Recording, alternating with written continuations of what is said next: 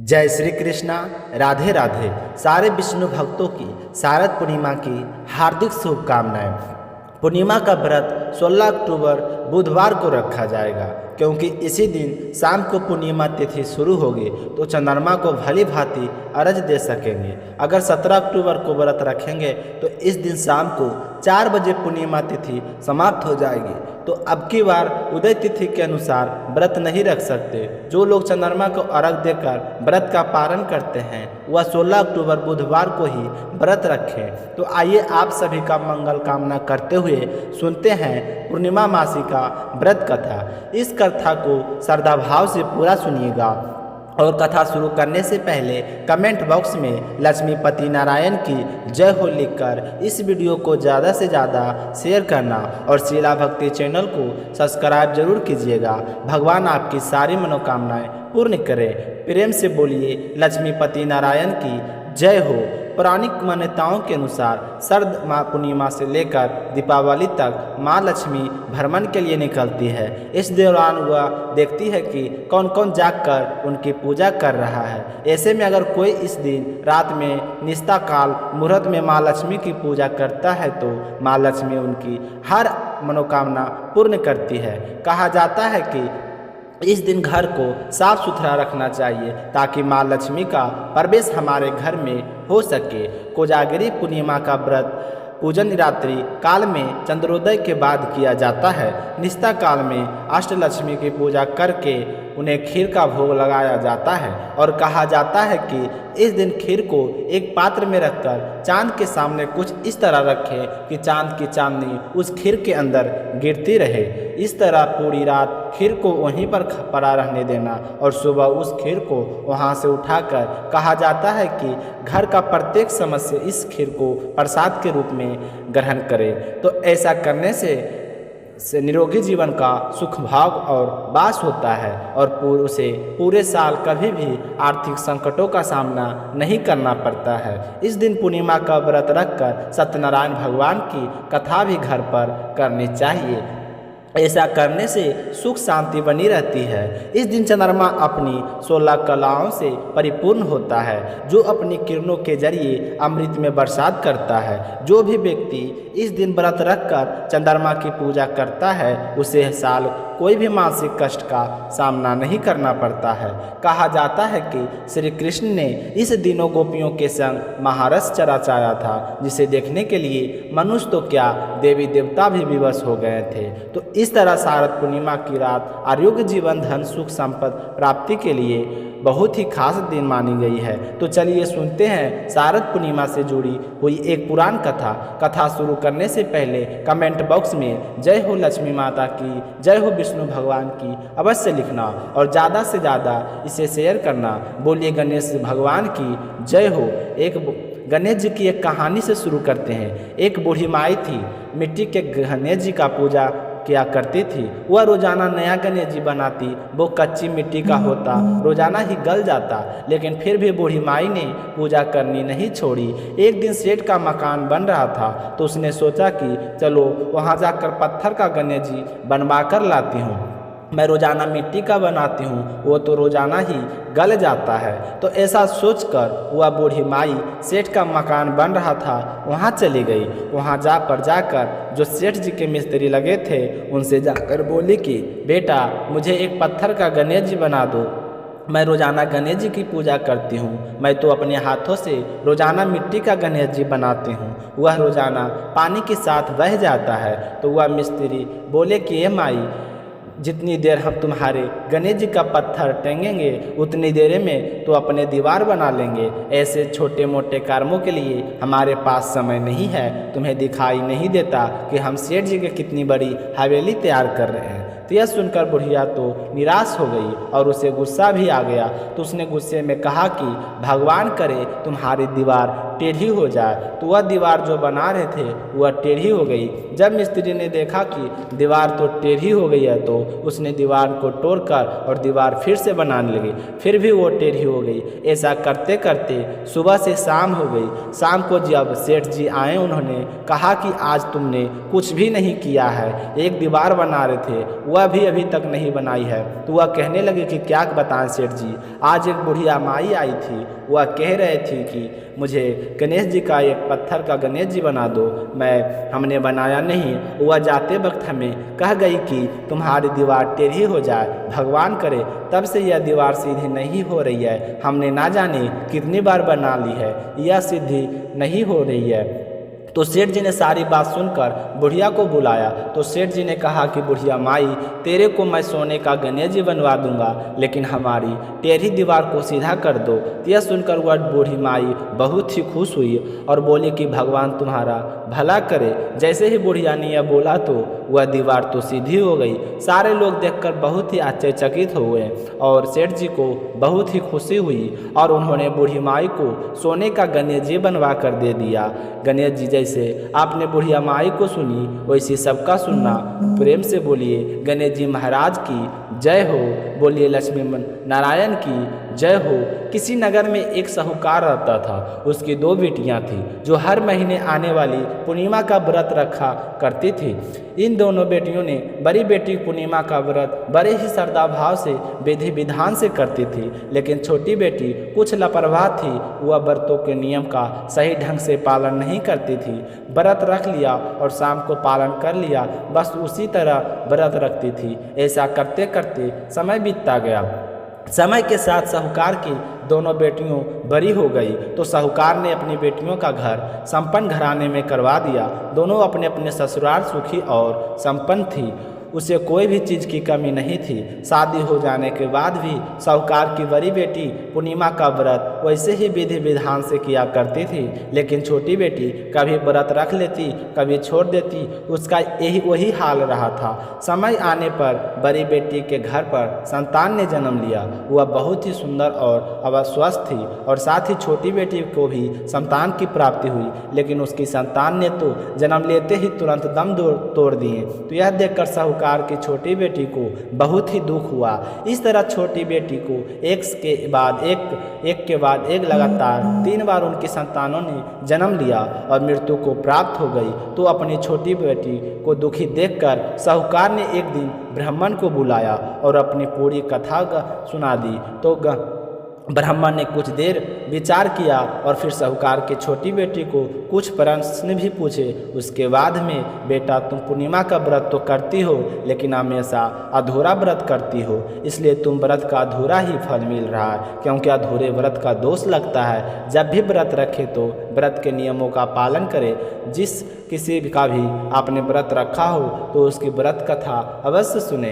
व्रत कथा सुने बिना हमारे व्रत का पूरा फल नहीं मिलता है। तो ब्राह्मण की बात सुनकर साहूकार की छोटी बेटी के समझ में सब कुछ आ गया कि मैंने लापरवाही से व्रत किए हैं, तभी मुझे दोष लग रहा है। तो वह बोले कि यह गलती तो मैंने कर दी है, अब आप ही बताइए कि मेरे अधूरे व्रतों का दोष मैं अपनी गलतियों का पश्चाताप करता हूँ। तो ब्राह्मण ने कहा कि बेटा आने वाली पूर्णिमा का व्रत तुम पूरे विधि विधान से शुरू कर दो, उसके बाद में पूरे नियमानुसार व्रत कथा तुम्हें स्वस्थ संतान की प्राप्ति अवश्य होगी। इस तरह ब्राह्मण व्रत का सारा विधि विधान बताकर चला गया। तो साहूकार की बेटी ने भी ब्राह्मण की बात को बड़े ही ध्यान से सुना और व्रत को पूरे विधि विधान से करने का निर्णय ले लिया। साहूकार की बेटी उस समय गर्भवती थी। पूर्णिमा का व्रत आने वाले से पहले ही उसने एक बेटे को जन्म दिया, लेकिन उसका बेटा जन्म लेते ही मृत्यु को प्राप्त हो गया। तो हर बार ऐसी घटना से साहूकार की बेटी बहुत ही दुखी हुई और अंदर से अंदर पूरी तरह से टूट गई, बुरी तरह से विलाप करने लगी। थोड़ी देर बाद जब शांत हुई तो उसने अपने बेटे के शव को उठाकर एक पेड़ पर रख दिया और एक कपड़े को इस तरह से ढक दिया कि किसी को पता भी नहीं चले। इसके बाद उसने बड़ी बहन को बुलाया तो उसकी बहन ने सोचा कि आज ऐसी क्या बात हो गई जो छोटी बहन मुझे बुलाया है। तो वह जल्दी से अपनी बहन के घर गई तो उसकी छोटी बहन ने उसे देखते ही बैठने के लिए वह पीढ़ा उसे दे दिया। जैसे उसकी बड़ी बहन पीढ़ पर बैठने लगी तो उसके लहंगे का हिस्सा बच्चे से स्पर्श हो गया और स्पर्श होते ही वह जीवित होकर रोने लगा। बच्चे के रोने की आवाज़ सुनकर बड़ी बहन घबरा गई और भागकर एक तरफ हो गई। छोटी बहन को डांट लगाने की लगी, तुम्हें पता भी है कि तुम क्या कर रही थी? अगर इस पीढ़ के ऊपर मैं बैठ जाती तो क्या होता? अगर बच्चे को कुछ हो जाता तो मुझे पर बच्चे की हत्या का कलंक लगाना चाहती थी। कितनी मुश्किल से तूने 3 संतानों के बाद में चौथी संतान का जन्म दिया है। भगवान की कृपा से अगर यह जिंदा बच गया तो क्या मुझसे मरवाना चाहती थी? तो अपनी बड़ी बहन को चुप कराती हुई छोटी बहन कहने लगी कि दीदी, यह बच्चा तो मरा हुआ था, तुम्हारे स्पर्श करने से यह पूर्ण जीवित हो गया है।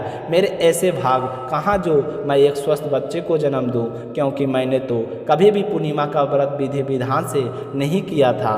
तुम हमेशा ही पूर्णिमा का व्रत और तप किया करती थी, इसी के कारण तुम्हें वरदान प्राप्त है और तुम पवित्र हो और आज तुम्हारी वजह से मेरे बच्चे जान बची है।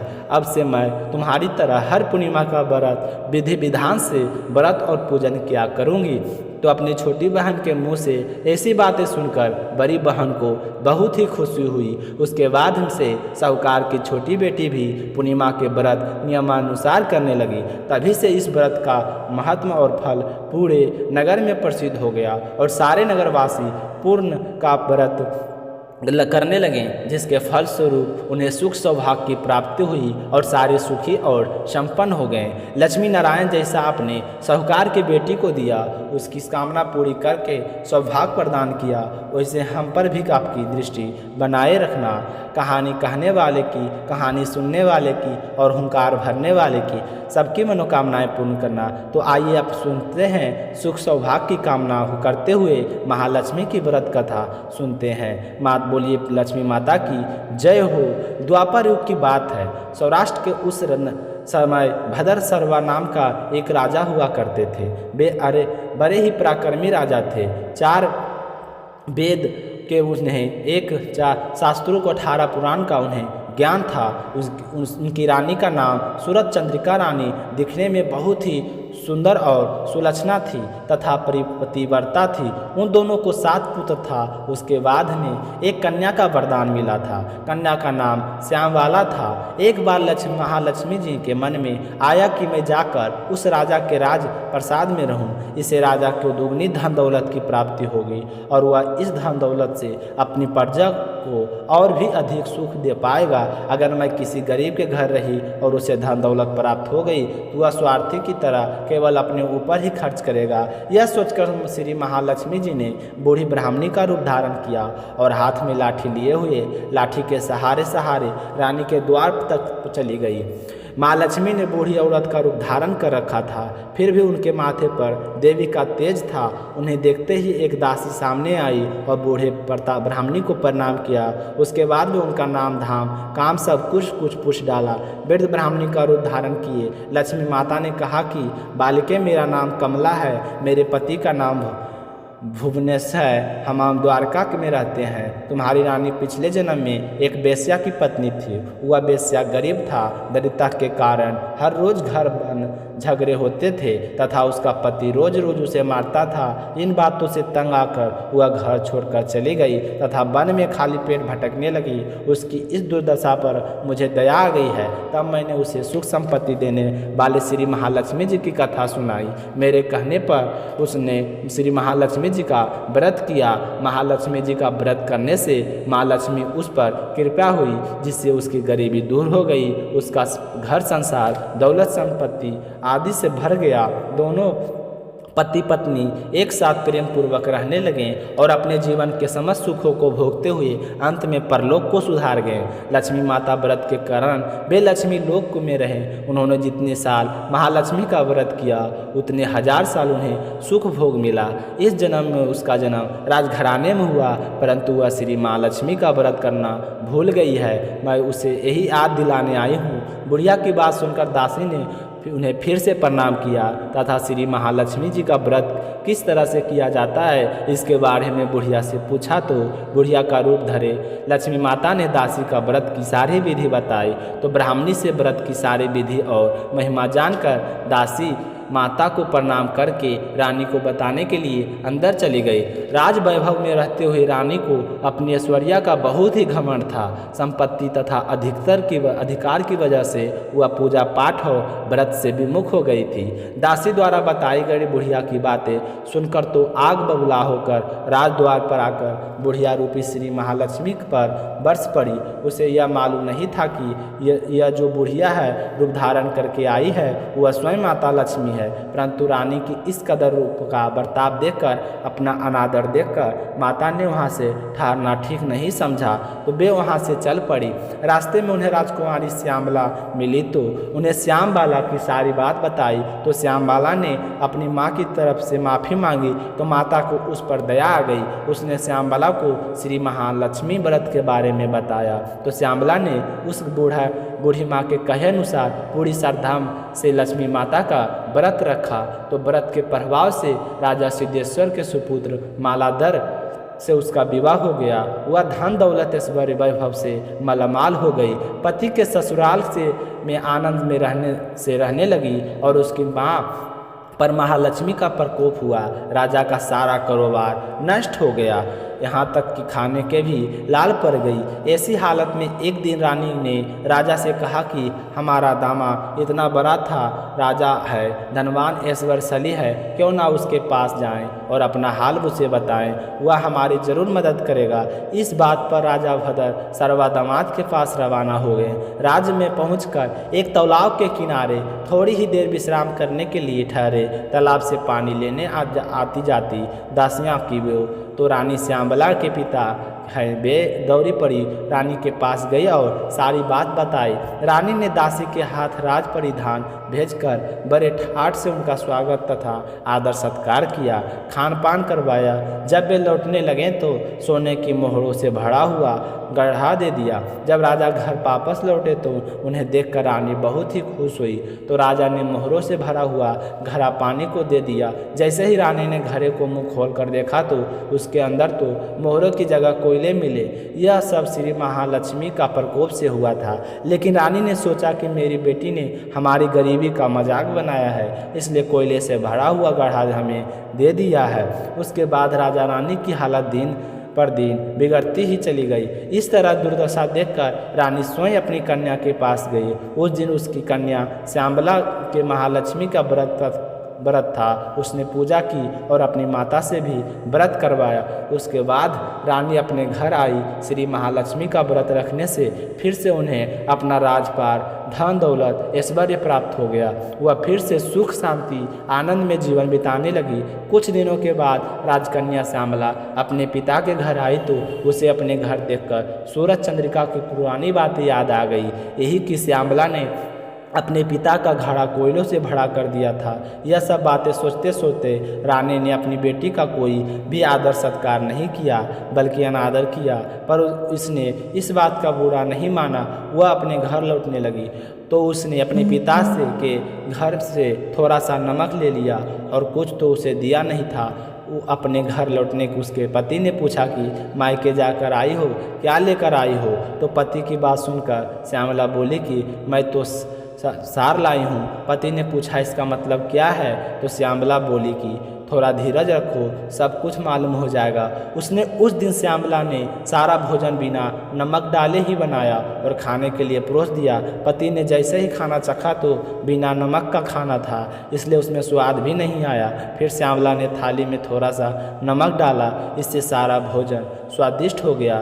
तब श्यामला ने अपने पति से कहा कि यही है वह मायके से लाया हुआ सारा। पति की उसकी बात सही लगी और फिर दोनों हंसी खुशी मजाक करते हुए करने लगे। कहा जाता है कि जो भी कोई श्रद्धा भाव से श्री माता लक्ष्मी जी का पूजा करता है, व्रत रखता है, उस पर माँ महालक्ष्मी की कृपा बरसती है और सुख संपत्ति शांति प्राप्त होती है, सारी मनोकामनाएं पूर्ण होती है। तो अब सुनेंगे श्री सत्यनारायण भगवान की व्रत कथा।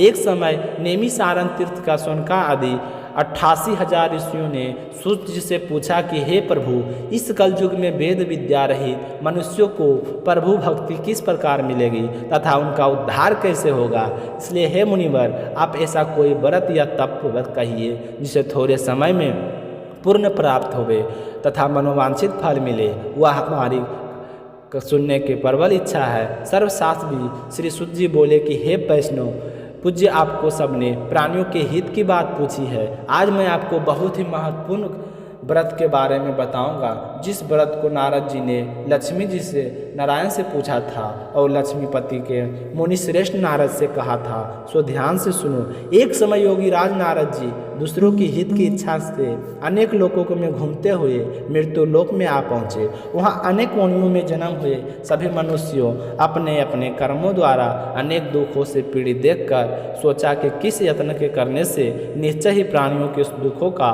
नाश हो सकेगा। ऐसा मन में सोवे विष्णु लोक गए। वो श्वेत पूर्ण और 4 भुजाओं वाले देवों के देव इस नारायण को देखकर, जिनके हाथों में शंख चक्र गधा तथा वर्णमाला पहने हुए थे, स्तुति करने लगे कि हे भगवान, आप अत्यंत शक्ति से संपन्न हैं। मन तथा वाणी आपको ना कर सकी। आपका आदि मध्य अंत नहीं है। आप निर्गुण स्वरूप सृष्टि आदि भूत व भक्तों के दुखों को नष्ट करने वाले हो। आपको मेरा बारंबार नमस्कार। नारद जी की इस प्रकार की स्तुति सुनकर विष्णु भगवान बोले कि हे मुनिश्रेष्ठ, आपके मन में क्या है और किस काम के लिए आपका आगमन हुआ है, निसंकोच कहो। तब नारद मुनि बोले कि मृत्यु लोक में सब मनुष्य जो अनेक योनियों में पैदा हुए हैं, अपने अपने कर्मों के द्वारा अनेक प्रकार के दुख से दुखी हो रहे हैं। हे नाथ, मुझे पर दया रखते हो तो बतलाइए कि उन सब मनुष्यों को दुख थोड़े से ही प्रयत्न से कैसे दूर हो सकते हैं। तो श्री भगवान जी बोले कि हे नारद, मनुष्यों की भलाई के लिए तुमने यह बहुत ही अच्छी बात पूछी है। जिस काम को करने से मनुष्य मोह छूट जाता है, आज मैं कहता हूँ, सुनो। बहुत ही पुण्य फल देने वाला, स्वर्ग तथा मृत्यु लोक दोनों में दुर्लभ का एक उत्तम व्रत है। आज मैं प्रेम होकर तुमसे कहता हूँ, तुम ध्यान पूर्वक सुनना। सत्यनारायण भगवान का यह व्रत अच्छी तरह से विधि पूर्वक करने के बाद मनुष्य आयु उपरांत यहाँ के सुख भोग कर मरने पर मोक्ष को प्राप्त होती है। श्रीमान भगवान जी का वचन सुनकर नारद मुनि बोले कि उस व्रत का फल क्या है, उसका क्या विधान है और यह व्रत किसने किया है और किस दिन यह व्रत रखना चाहिए, मुझे पूरा विस्तार से बतलाइए। तो भगवान श्री हरि विष्णु बोले कि दुख शोक आदि को दूर करने वाला, धन्य धन्य बढ़ाने वाला, सुख सौभाग्य तथा संतान को देने वाला, यह व्रत सब स्थानों पर विजय प्राप्त करने वाला है। भक्ति और श्रद्धा के साथ किसी भी दिन मनुष्य श्री सत्यनारायण की प्रातः काल के समय या फिर शाम को ब्राह्मणों और बंधुओं के साथ धर्म प्राण होकर पूजा करे। भक्ति भाव से निवेद केले का फल, घी, गेहूँ और चूर सवैया लेकर गेहूं के अभाव से साठी का चूर, शक्कर तथा गुड़ ले और सबके भक्षण योग पदार्थ जमा करके भगवान को अर्पण करे देवे। कहे कि हे सत्यनारायण भगवान, मैंने श्रद्धापूर्वक फल जब आदि सामग्री आपको अर्पण की है, इसे स्वीकार कीजिए। मेरा आपको बारंबार नमस्कार। इसके बाद सत्यनारायण जी की कथा पढ़नी अथवा सुननी चाहिए। कथा समाप्त होने पर सत्यनारायण जी की आरती करें। उसके बाद में सत्यनारायण भगवान का स्मरण करते हुए समय व्यतीत करें। उस पर दिन बांधुओं सहित ब्राह्मणों को भोजन भी करवाएं। इस तरह व्रत करने से मनुष्य की इच्छा निश्चय ही पूरी होती है। विशेषकर काली काल में भूमि पर मोक्ष का सबसे सरल उपाय यही है। तो सूत जी बोले कि हे ऋषियों, जिसने पहले के समय में इस व्रत को किया है उसका इतिहास भी हमें तुम्हें कहता हूँ, तुम ध्यानपूर्वक सुनो। सुंदर काशीपुर नगरी में एक अत्यंत निर्धन ब्राह्मण रहता था। वह भूख और प्यासे से बेचैन हुआ नित्य पृथ्वी पर घूमता था। ब्राह्मणों से प्रेम करने वाले भगवान श्री हरि ने ब्राह्मण का वेश धारण करके उस ब्राह्मण के पास जाकर आदर से पूछा कि हे पृथ्वी, नित्य दुखी हुआ पृथ्वी पर क्यों घूमता है? हे श्रेष्ठ ब्राह्मण, यह सब मुझे आप कहो, मैं सुनना चाहता हूँ। तो वह ब्राह्मण बोला कि मैं निर्धन ब्राह्मण हूँ, भिक्षा के लिए पृथ्वी पर फिरता हूँ। हे भगवान, यदि आप इसका उपाय जानते हैं तो कृपया करके मुझे बतलाइए। तो मैं वृद्धा ब्राह्मण बोला कि सत्यनारायण भगवान मनवांछित फल देने वाले हैं, इसलिए हे ब्राह्मण, तू उसका पूजन करके जिसके करने से मनुष्य सब सुख दुखों का मुक्त होता है। ब्राह्मण को व्रत रखने का सारा विधि विधान समझाकर ब्राह्मण का रूप धारण करने के वाले श्री हरि विष्णु अंतर्ध्यान हो गए और वहाँ से ब्राह्मण भी घर आ गया। घर आकर उसने सोचने लगा कि उस ब्राह्मण ने जिस व्रत के बारे में बतलाया था मैं उसे अवश्य करूंगा, निश्चय उस मुझे फल प्राप्त होगा। ऐसा सोचते हुए इस रात को ढंग से नींद भी नहीं आई। वह सवेरे उठकर सत्यनारायण के व्रत का निश्चय करके भिक्षा के लिए चला गया।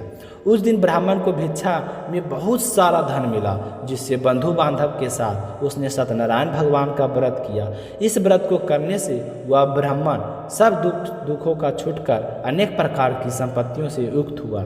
उस समय उस ब्राह्मण हर महीने व्रत रखने लगा। इस तरह सत्यनारायण भगवान के व्रत का जो भी मनुष्य करेगा वह सब दुखों से छूट जाएगा। तो इस तरह नारद जी नारायण से कहा हुआ, यह व्रत मैंने आपसे कहा है। हे प्रियो, आप क्या कहूँ? श्री बोले कि हे मुनिवर, संसार में इस ब्राह्मण से सुनकर किस किस ने इस व्रत का किया है वह सब भी हम जानना चाहते हैं। इसके लिए हमारे मन में श्रद्धा है। तो सूत जी बोले कि हे मुनिवर, जिसने इस व्रत को किया है वह सब गुणों का एक समय का ब्राह्मण धन और ऐश्वर्य के अनुसार बंधु बांधव के साथ व्रत करने को तैयार हुआ। उसी समय एक लकड़ी बेचने वाला एक बूढ़ा ब्राह्मण आया और बाहर लकड़ियों को रखकर ब्राह्मण के मकान में गया। प्यार से दुखी लकड़हारा उनको व्रत करते देखकर ब्राह्मण को नमस्कार करके कहने लगा कि यह आप क्या कर रहे हैं? इसके करने से क्या फल मिलता है? कृपया करके आप मुझे बतलाइए। तो ब्राह्मण ने कहा कि सब मनोकामना